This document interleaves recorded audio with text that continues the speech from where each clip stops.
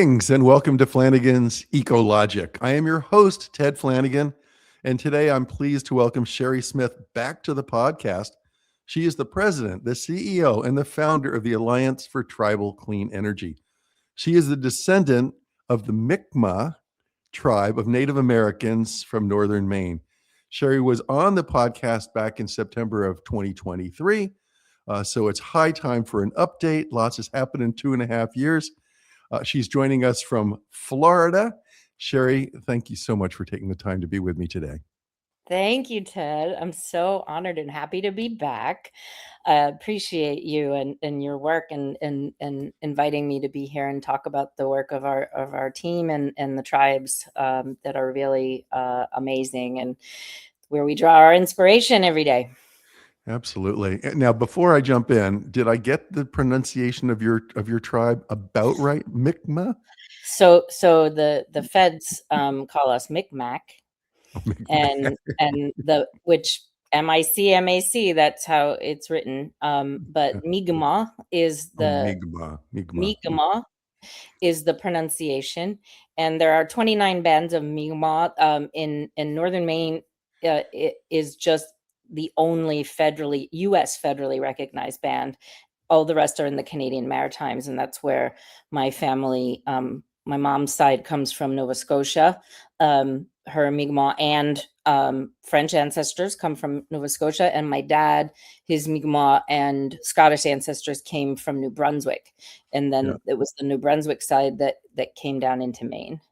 Yeah, how neat. And is it right? There's about 570 recognized tribes in America. It's a big number, right? 575 as of today. 575, and then there's unrecognized by the Correct. government. Yeah, there's 60 or so state recognized, and there's dozens more unrecognized. And it's interesting to note that of the 575 that are federally recognized, 229 of them are Alaska Native villages. Yeah, that isn't that something. Yeah. And then the Alliance for Tribal Clean Energy that you founded, which is going strong. I can't wait to educate our listeners about what you're up to. You've worked with what, 100 or 200 of these tribes? Yeah. At this point, we've worked with about 180 all total, in various points on their energy journeys. And so we've grown a lot. So I think since the last time we spoke, which was in September of 2023, we had just, the Alliance, the org that is called the Alliance now, was founded in 2016 as Covenant Tribal Solar Initiative. We then we became Indigenized Energy Initiative, and then Indigenous Energy Initiative. And then in 2023, I said, this is the last time I'm changing the name, but it better reflected what we are, which is an alliance of tribes, of Native tribal members, of non-Native allies and experts, and other NGO partners, academe, corporations that are allied, working together to support tribes in their self-determined pursuit of a just transition. Such important work. And obviously during the Biden administration, with the various stimulus bills that were out there, the tribes were a high priority. And then the Trump administration came in, and you have had to really pivot or to adjust radically. Talk about sort of broadly about that. And I know it must have been very discouraging, but I guess we've all been discouraged, and now we had to sort of pick up the pieces. Yes, discouraging. That's one of the words, right?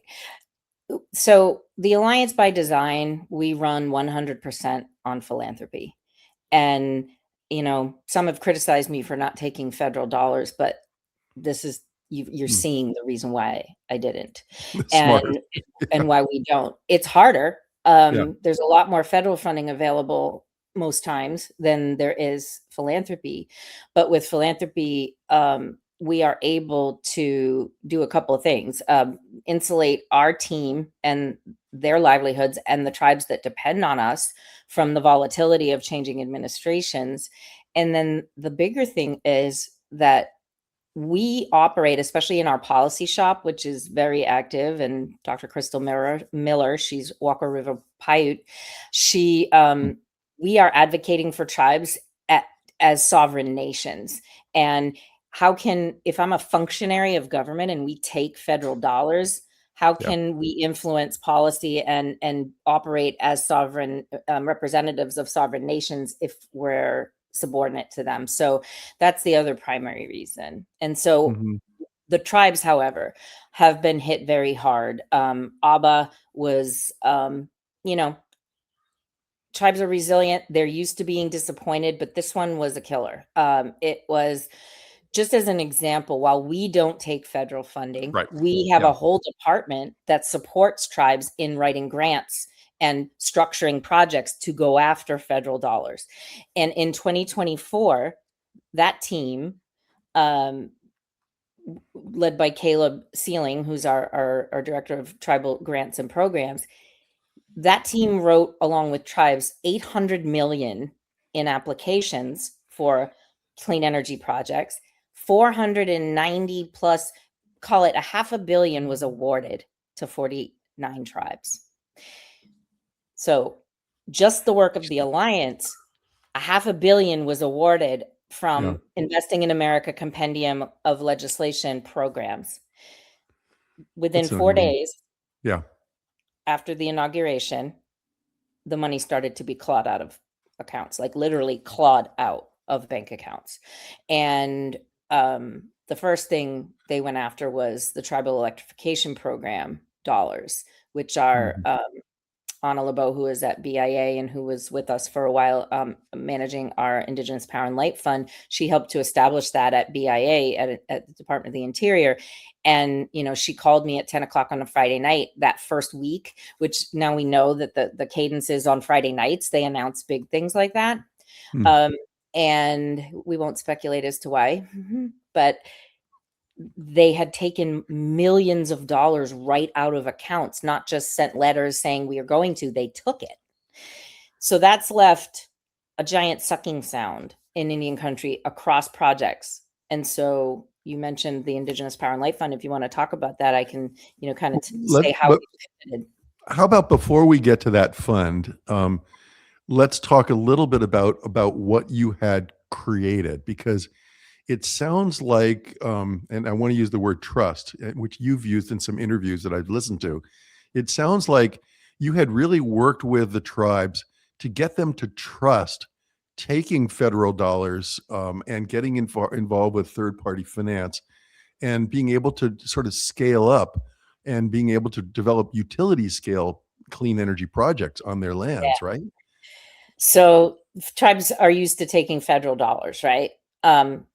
Colonization made that, commonplace. So, but what tribes were and still aren't, and tribes are not a monolith, right? But across the spectrum of tribes and their cultures and geographies and governance structures, our friend Pilar Thomas, who's an attorney who just retired and a dear friend to tribes and the Alliance, she used to say, tribes are allergic to debt. And so for utility scale projects, you got to have some debt. And a big part of what we were doing in that period with Hopi, for example, with a 400 plus megawatt project that was designed to replace revenues lost when Navajo generating station shut down and their lease payments went away. It was to allow, the tribe to participate in wholesale energy markets for the first time. But you have to take on debt for a $1 billion project. And so, it's getting to trust and to find entities that are willing to work in right relation and in an equitable relationship where the tribe is the primary owner. You said a few things I want to make sure we underscore here is that, and I love that notion of being allergic to debt. It's so pure. But you see this being able to develop whole scale, utility scale markets or projects to be able to play into the wholesale markets as just really important for the economic development of the tribes, right? I mean, this is Right. where you really, what you're really looking to use clean energy as a way of rising up the quality of life for many tribal communities, right? Absolutely. And we can do that even at the residential scale, as you know. You know, when you replace dirty fossil fueled exploitive energy and energy that is being marked up by virtue of the fact that it's going to tribal members, Hmm. non-natives paying, you know, a fraction of what tribal members are paying for their energy because of blatant discrimination. Hmm. Energy poverty, meaning lack of access, but also poverty induced by the high costs of energy, that can be alleviated with residential solar. So How does that work? How do they mark up the price? I mean, you're saying that a utility would be charging 15 cents a kilowatt hour for a non-tribal person, and then on the reservation would be charging more than that? and I'll give you one example, but there Yeah. are many. I can stand on Standing Rock, on a property of a elderly couple that we did a project with years ago, and their rate was 11 cents a kilowatt hour, which isn't horrible in comparison to some of the places in the United Yeah. States. But you look down a mile down the same line, literally down into Fort Yates to the next person over the line, over the reservation line, and that non-native household is paying 7 cents a kilowatt hour. And when you question the cooperative utility, Yeah. who's supplied by basin, Hmm. as to why that is, you get, depends on who you talk to, any number of excuses, and all of them are nonsense. And when we are, this is the reason I founded the org. This was the discriminatory rates. Yeah. And it is such a complicated issue, and it's one that's not so hard to prove, but it's hard to get tribes to want to go against these co-ops because they depend on them for Yeah. electricity. And anytime they've talked back or tried to fight back, they have been penalized in one way or another, shut-offs in the dead of winter. And yeah, so you can address economics on a micro level at the Yeah. household level, which is so important for eliminating human suffering. But the utility scale and commercial scale, that infuses true economic development Yeah.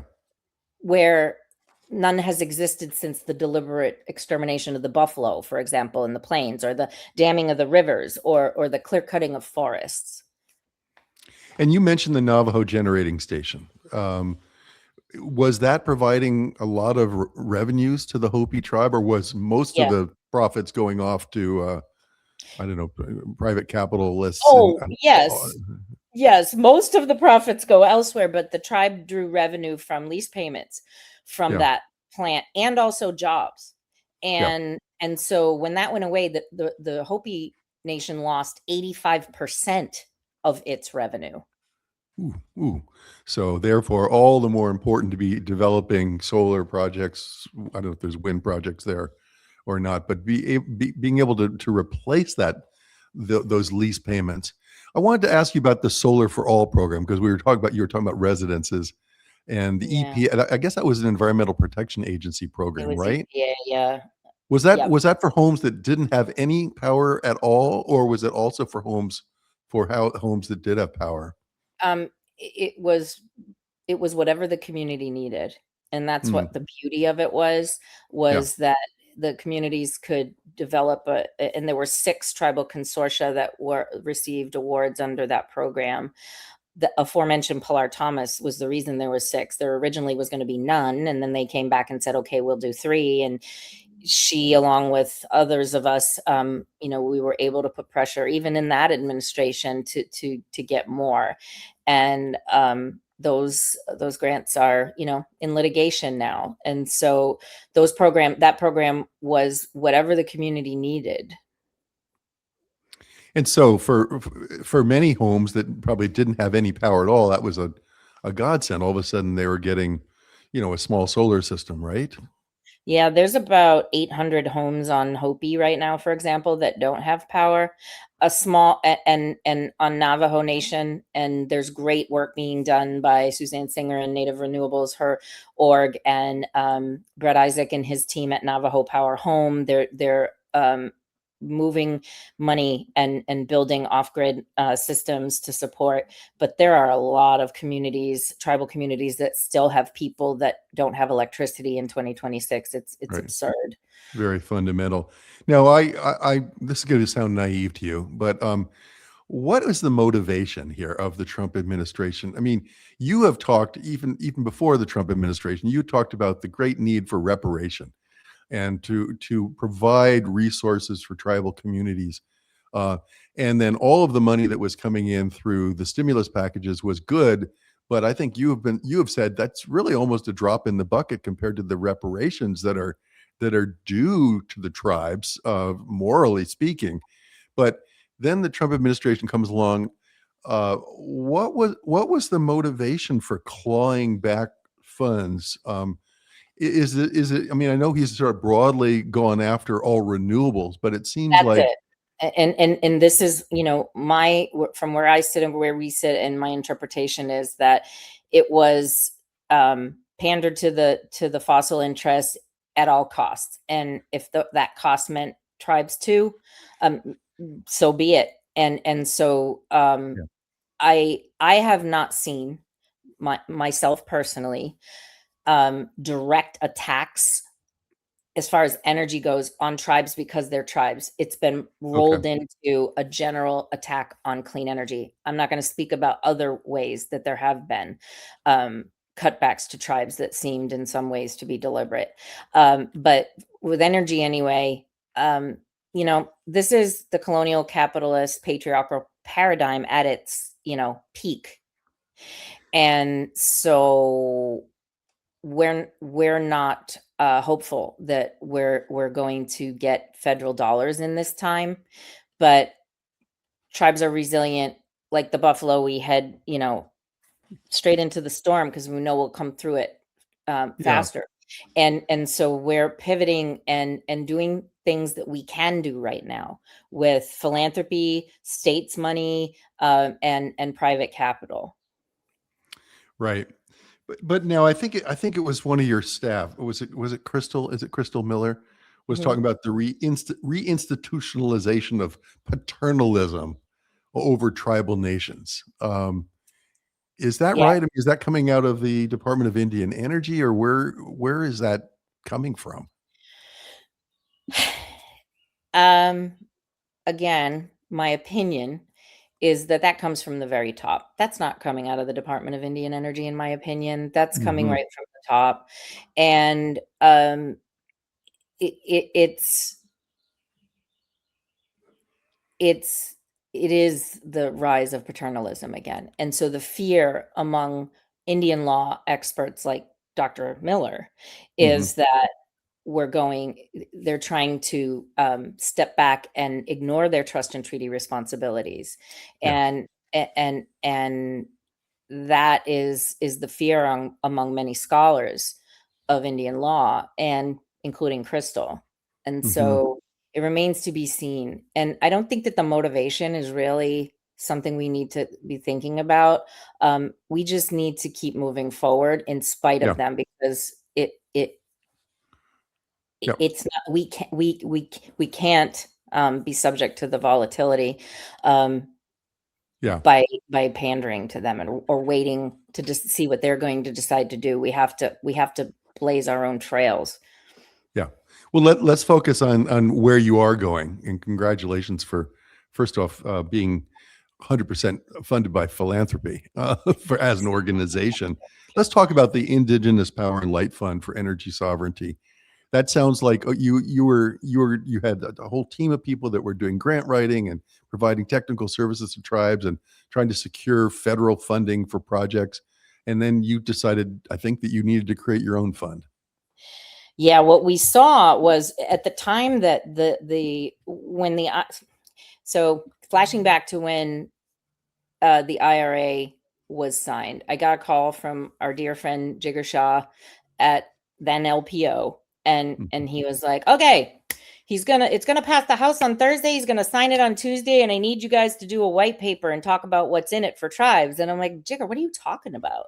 And he started to read off the amount of money that was there for tribes. And he'll tell you, I cried, Ted, because I couldn't believe it, that finally there was some semblance of justice, right? So we looked at these money streams, and then we evaluated the departments that they were coming from and how much they were, and we quickly realized, we being us here at the Alliance and our donors, and said, yeah, it's kind of like it's great. Don't get us wrong. We're thrilled that there's all this money, but it's kind of like the federal government has invited the tribes to dinner and said, here's a menu. You can pick anything you want on this menu, and here's $75. And you look at the menu and everything on it is $100 or more. Oh, by the way, you can't even eat here if you don't have the $25 you need to get to the cheapest entree. The costs of the project are not met by the federal dollars, which is not new. But where are the tribes going to get this? So there is a gap in it in the form of feasibility studies and pre-development costs and interconnection studies and fees and all of that. And so where was that going to come from? So philanthropy loves to be a lever for other money, right? So our donors were like, yeah, let's set up this fund so that we can provide that gap funding to then activate all those federal dollars. So we launched at CGI, at Clinton Global Initiative, in September of 2024. And the goal was to have $100 million in this fund within 3 years. Within 6 months, we had $38 million in committed funds. And I shouldn't say 6 months, September, October, November, December, January. Within 4 months, we had $38 million in committed funds. And then the inauguration happened. And then organizations like Breakthrough Energy, Bill Gates, who was planning to be a contributor, they said, we're sorry, Bill Gates is now the largest funder for global health. Now that USAID is gone.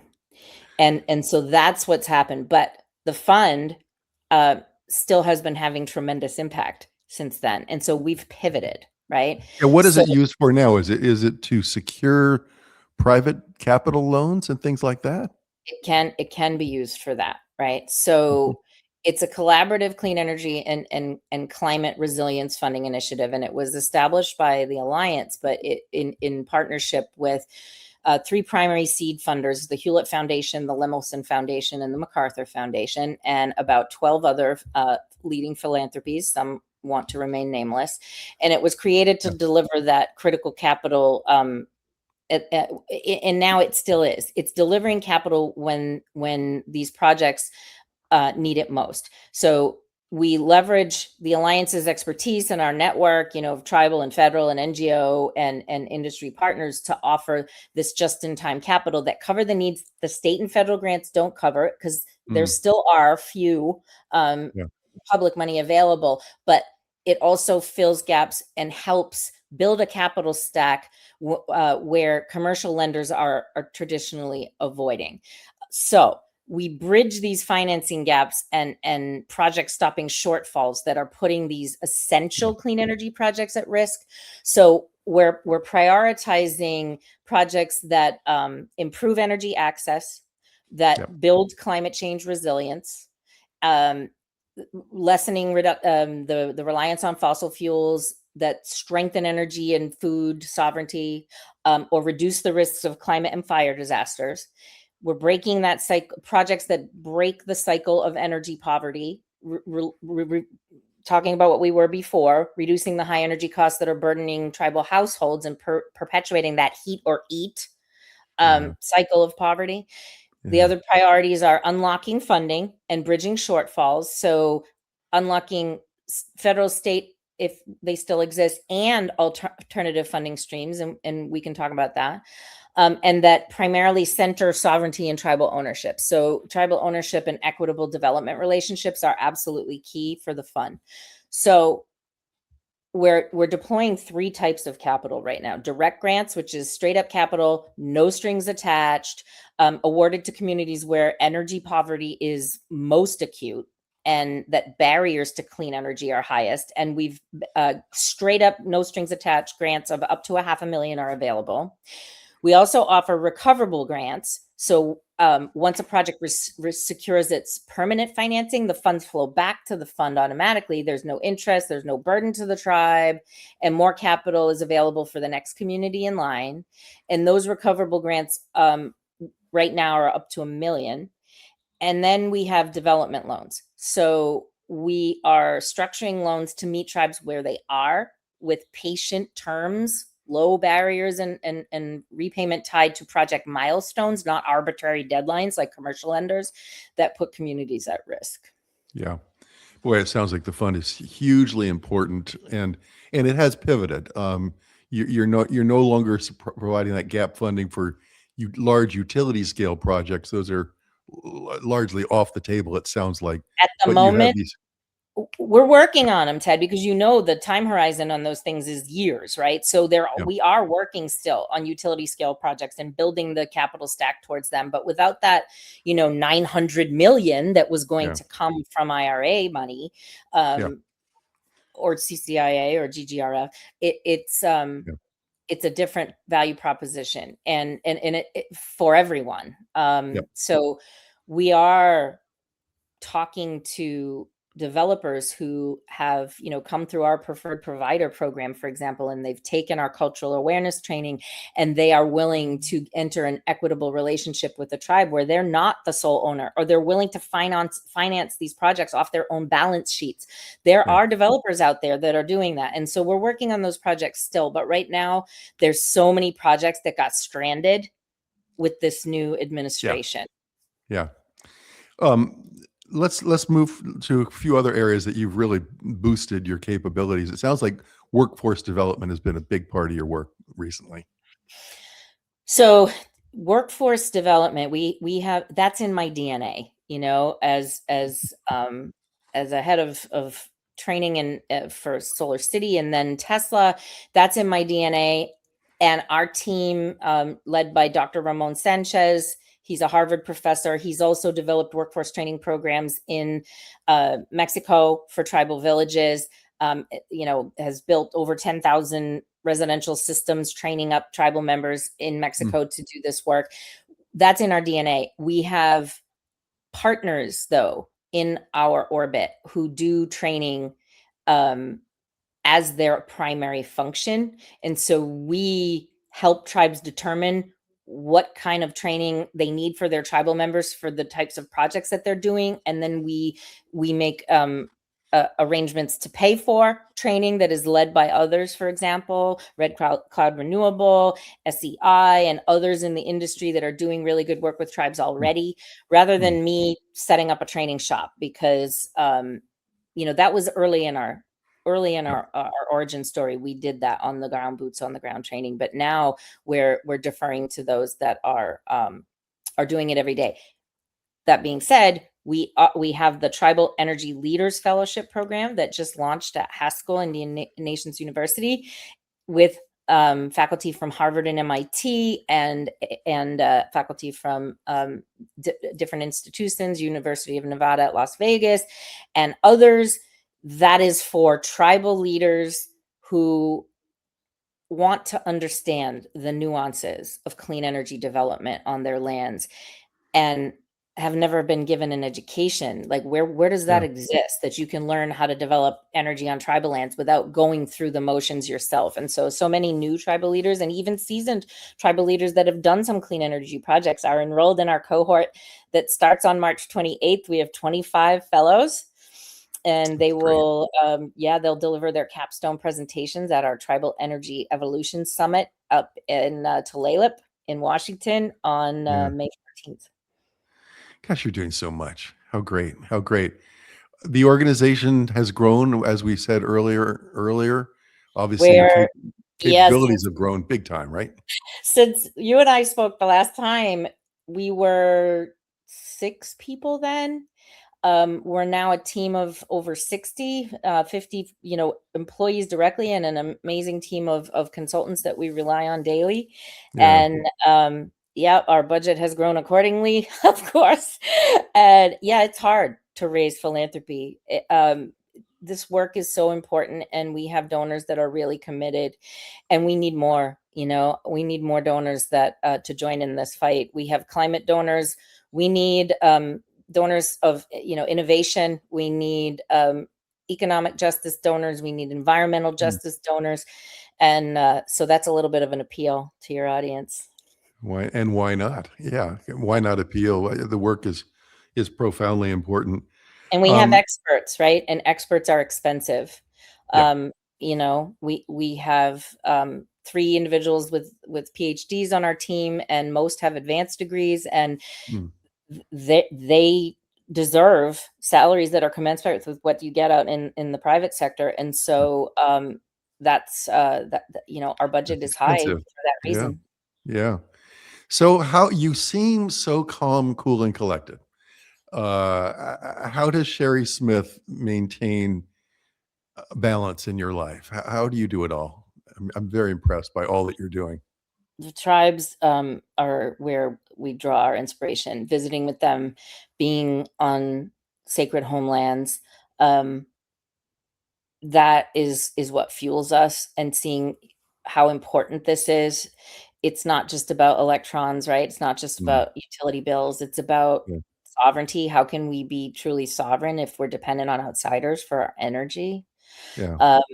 That's, we can't wait when we visit tribal communities, because it's not work. It's allyship, it's partnership, it's relationship, it's relatives. And that's really where we draw our inspiration, and the innovation that goes on a daily basis in tribal communities, the resilience. It's so inspiring.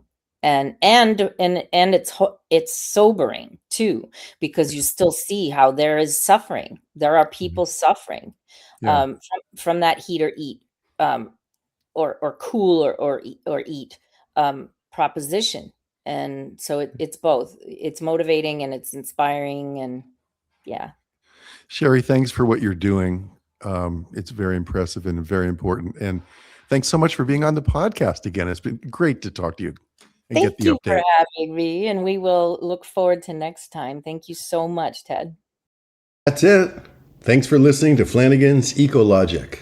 We'll see you next time.